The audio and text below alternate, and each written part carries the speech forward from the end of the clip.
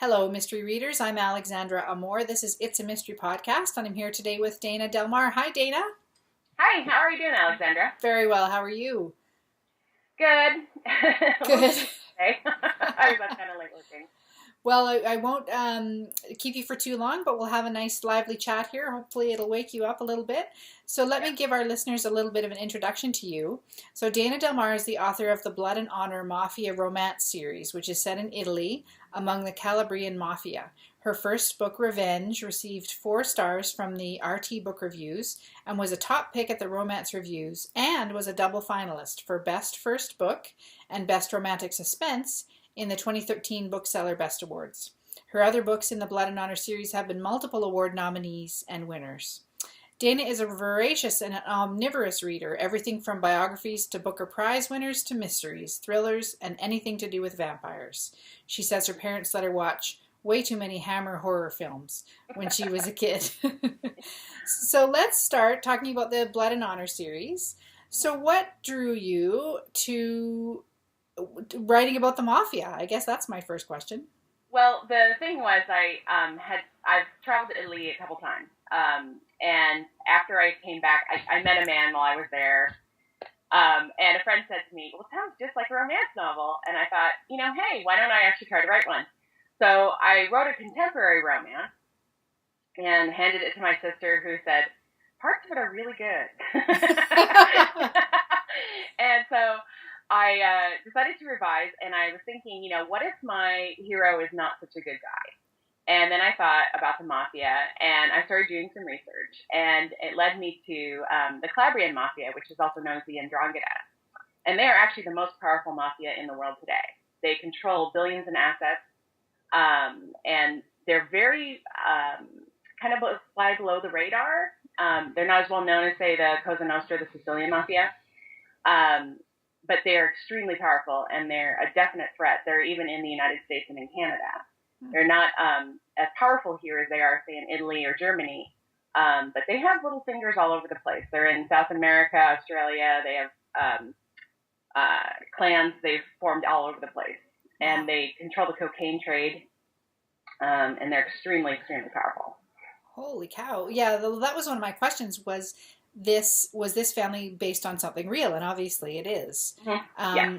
Okay. And so then there are sort of 2 families involved in the books that you've written, and I'm going to pronounce these wrong. Luccheri and Andretti, is that right? Lucchesi and Andretti. Lucchesi and Andretti, okay. Yeah. And so what I liked when I was reading the descriptions of the books was that each book is kind of its own romance, of course. Yeah. And there's a mystery or suspense involved. And then it's someone from one of either of these families. So take us a little bit through some of the stories or some of the genesis of the books. In a way, I decided to kind of take the idea of Romeo and Juliet with the 2 opposing houses and put that into a mafia story. So each story is about 1 or 2 people coming together from different sides. The very first book, which is the prequel Malavita, which is free, is definitely a Romeo and Juliet story about young Enrico Lucchesi, who is betrothed to what am I forgetting? To Antonella Andretti when they're really young. She's 16, he's 18. Wow. And he doesn't want to marry her, but if he doesn't, his family's over because her father has been attacking his family. And so trouble ensues, obviously. And they do eventually find a happy ending, more or less. But that's set 25 years in the past before the rest of the series continues. So you kind of get the background of the origins of the feud between these 2 families, and it erupts again 25 years later, as we see in the next book, which Enrico is also the hero in that book as well. Oh, okay. Fascinating. Wow. And so you said you've been to Italy more than once. Yeah. Okay. And what are your favorite parts of Italy? Oh, gosh. What aren't my favorite parts of Italy? I really, really, really loved Positano. Was really beautiful. Portofino is just amazing. I really love Capri. I don't know. That's the island that's kind of off the coast, and it's just absolutely gorgeous. It's like the most perfect little, probably like the ideal village you might ever picture. It's just really gorgeous, but with a lot of designer stuff thrown in. So, you know, you walk down the street and it's like, oh, I want that, and I want that. It's really cool. I just love all of it. I mean, I love going to the Uffizi in Florence and seeing all the art and seeing the David in person. I mean, it's just amazing. I actually got tears in my eyes when I saw it. It was just so fantastic. Oh, wow, that's great. I've never been to Italy, but I'd love to go. Oh, save your money and go. Definitely Yes. do. It's one of the things you really should see before you die. It's an Okay. amazing place. I'll put it on my bucket list for sure. Definitely do. And then with your research into the mafia, have there been things that have surprised you along the way? Or, yeah. Quite a few, actually. Well, it was funny because in the second book, Retribution, which is about Enrico's son, his love interest is Delfina Andretti, who wants to be a fashion designer. And I had this idea of, you know, what if the mom invested in fashion industry? And I kind of thought it was a little far-fetched.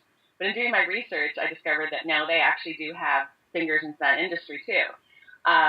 So it kind of surprised me because I thought, oh, I'm kind of making stuff up, but it really was true. And the thing that just surprised me the most probably is just how deeply their fingers are into so much of Italian society. How many politicians have been arrested, police officers, all kinds of people who have gotten involved in this world, and a lot of it has to do with the fact that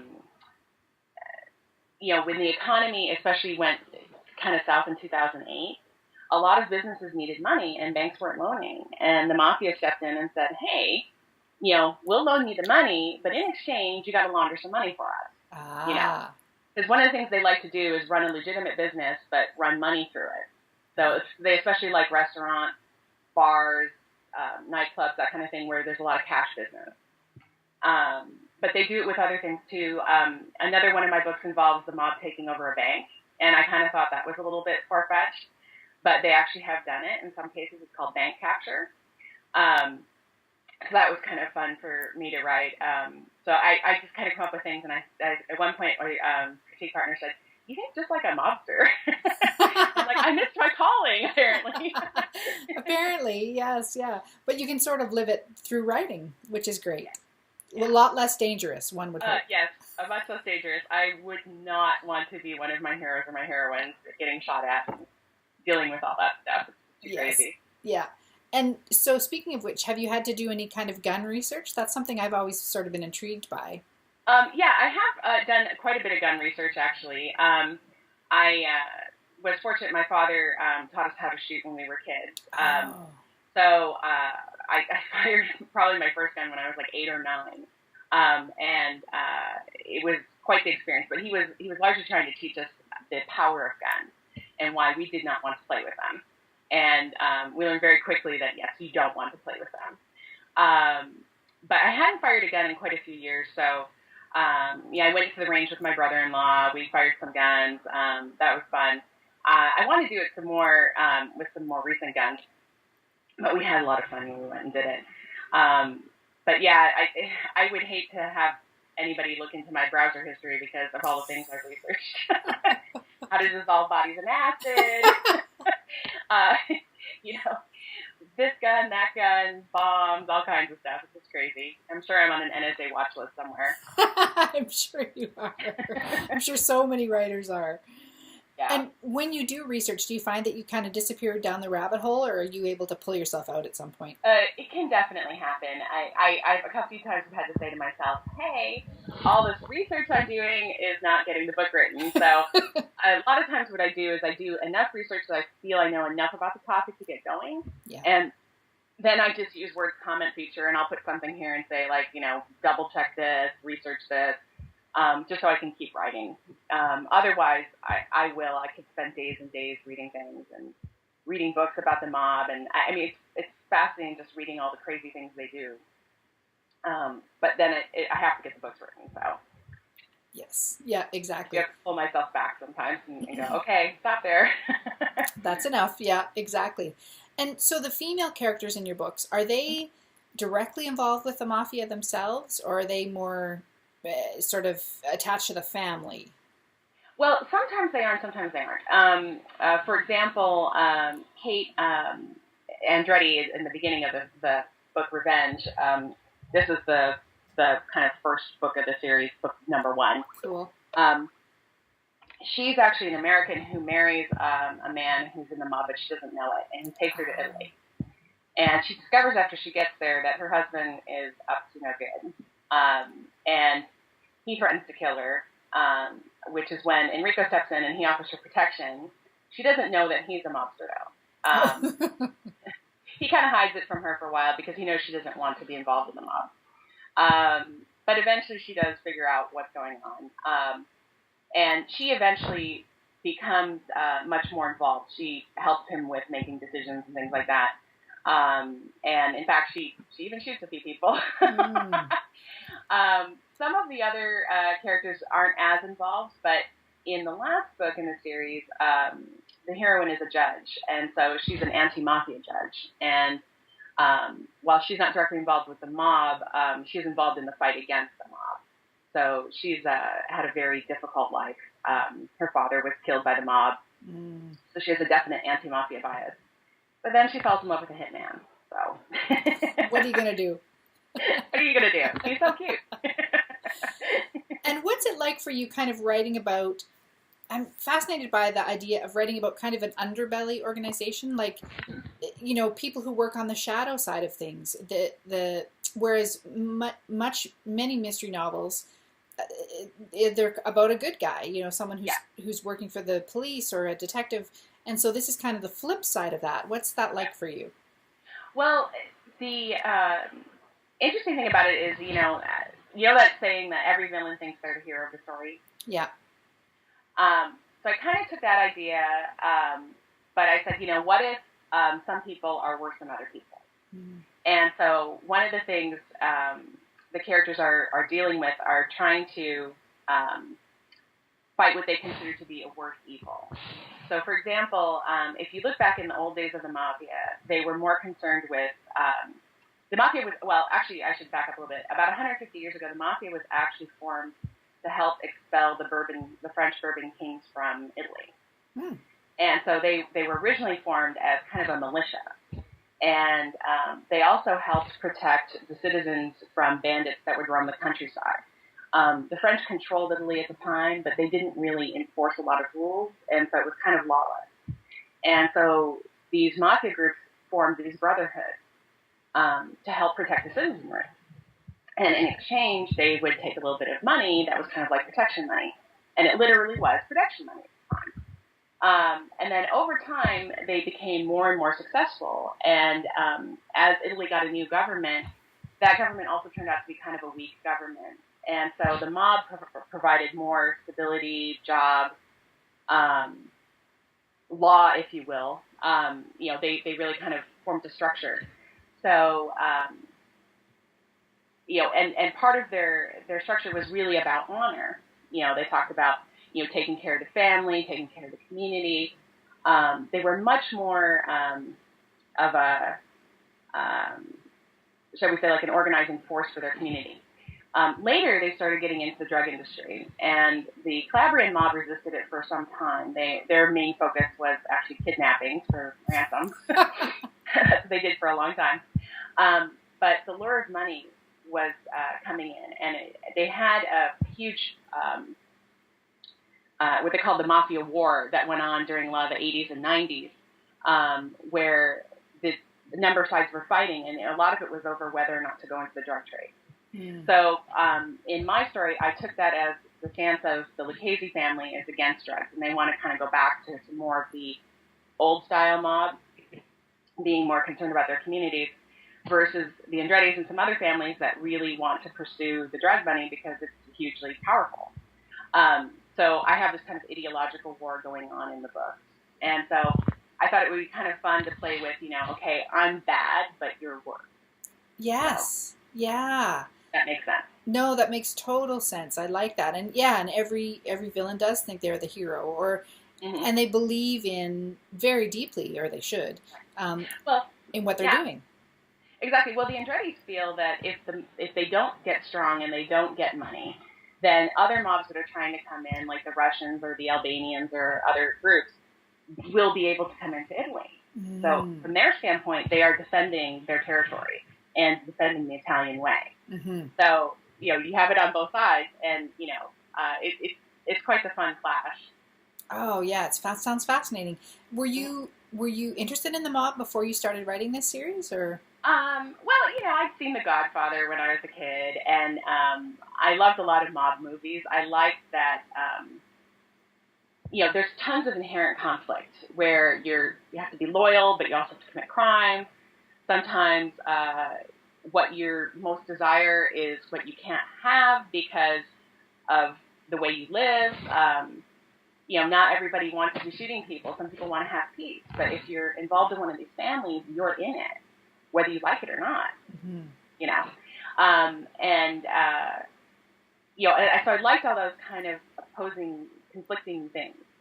Because one of the interesting things about the Mafia is, they are very family-centric. And in fact, the Ndrangheta, the Calabrian mob, is really family-centric. If your father is in it, you're in it. Mm-hmm. Pretty much by default. And the entire male line of the family will be involved in the business. So therefore, if you rat, you are ratting on your entire family, and you're making yourself an outcast. Mm-hmm. Whereas, like the Sicilian mob, there's some family component to it, but they also recruit outsiders and people from other families. So it's not quite as family-centric as the Ndrangheta is. But it was just fascinating to me, that idea of, if you're in this, but you don't want to be in it, what do you do? Mm-hmm. Yeah. And that's one of the central conflicts that Enrico Lucchese has, because his brothers are killed. His older brother was supposed to be the head of the family, and now Enrico has to step up and take that role, even though he never wanted to take it. Mm-hmm. So that's one of the struggles he deals with. Oh, find that fascinating. Yeah, you anticipated my question. I was going to ask, what happens if someone doesn't want to do it? Mm-hmm. And he's kind of faced with, I guess, sort of a no choice. Yes, he realizes if he's going to protect his family and preserve what he has left, he has to be part of it, and whether he likes it or not. And that's the big struggle he deals with throughout his two books is, how to live this life in a way that is not too damaging to his soul, that he can establish some sort of code that he can live by. So that's kind of his story, his big struggle. Wow, fascinating. And I'm a big life coaching fan. I took life coach training from Martha Beck, and that's all about living your right life and finding the life that you want to live, even if nobody else agrees with it and all that kind of stuff. And so I can kind of see some themes here with Enrico, trying to find his right life despite all the pressure from the family. Exactly. And when he meets Kate, who is this woman who does not want to be part of it, that just adds to his conflict. Yeah. But he literally can't leave. Yes. Yeah. If he does, he'll be killed because he knows too much. Yeah. So it's a horrible struggle. Oh, yeah, it must be. And is the real mafia and also the ones in your books primarily run by men, I'm imagining? Primarily, although there have been a number of women who have risen to power in the families, particularly as a number of the men have gone to prison. A lot of times their wives will kind of take over the day-to-day running of the business. And in the past, actually, in the very beginning, there were a number of very powerful women involved in the mafia. And in fact, a lot of people claim that it is the mothers who keep the families together and kind of help encourage what would I say, sort of the protection of the family. And to some extent, a lot of these families come from extremely poor areas. And there's no job, there's no work. And so this is a way to make money, to take care of your family. And so to some extent, it's sort of a survival thing. So it all depends on the family, but a number of women have been involved in it. I thought that was kind of an interesting part of my research I was looking into was, have women ever run an organization? And in fact, they have run parts of it. But it is primarily male-driven. Okay. Yeah. Oh, interesting. Good to know. And one last question. So, do you have any plans to go back to Italy anytime soon?